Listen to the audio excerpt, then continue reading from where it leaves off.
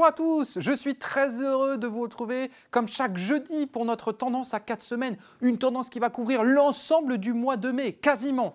Il n'y aura juste pas le dernier pont, le pont de la Pentecôte. En attendant, on va couvrir évidemment les 2 premiers ponts de mai et puis ensuite quasiment jusqu'à fin mai. Donc déjà pour la semaine prochaine, on aura des prémices estivaux. Vous lisez bien, oui, on risque d'avoir un bon flux de sud avec des températures vraiment hausses. Pourquoi pas le premier coup de chaleur, notamment dans le sud-ouest. Ça deviendra un petit peu plus orageux en fin de semaine. Ça va glisser entre l'ouest et le sud. Mais globalement, ce sera vraiment une très belle semaine, très printanière surtout. Pour la deuxième semaine, le pont du 8 mai. Regardons ce qui va se passer.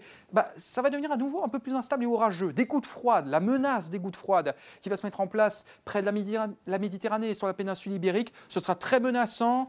Pas mal de nuages aussi sur la moitié nord, mais bon, les températures resteraient au-dessus des normales de saison. Pour la semaine du 12 au 18 mai, pas de pont cette fois-ci. Il faut bien travailler à un moment, mais quand même, voilà, variable et doux, globalement avec des passages nuageux. Peut-être un peu plus de beau temps sur le nord-est, ça restera instable en Méditerranée. Et puis enfin, pour la dernière semaine, eh bien là, voilà, patatras, ça pourrait redevenir perturbé avec un flux océanique assez franc. Perturbé donc et plus frais, les températures qui pourraient baisser. On va voir ça justement, les courbes des températures. Regardez les moyennes évidemment qui montent.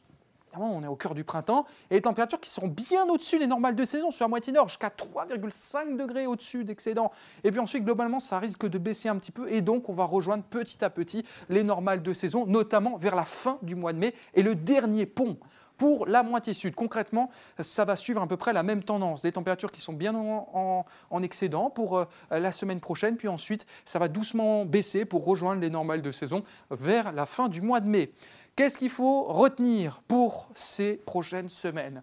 Vous l'aurez compris, pour cette synthèse, on aura une nette hausse des températures vraiment pour ce premier pont du mois de mai. Il faudra en profiter si vous le pouvez, évidemment. Avec l'anticyclone, évidemment. Ensuite, ça pourrait devenir plus orageux sur la moitié sud et près de la Méditerranée. Mi-mai, bon, la fiabilité devient plus limitée, mais ça pourrait rester variable avec des températures légèrement au-dessus des normales de saison, avant le retour d'un temps perturbé, pourquoi pas, pour la dernière décade du mois de mai.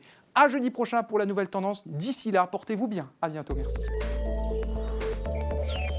Consultez également nos prévisions saisonnières pour les 3 prochains mois en vidéo sur notre site internet et sur nos applications mobiles et par téléphone en composant le 3201 dièse 5.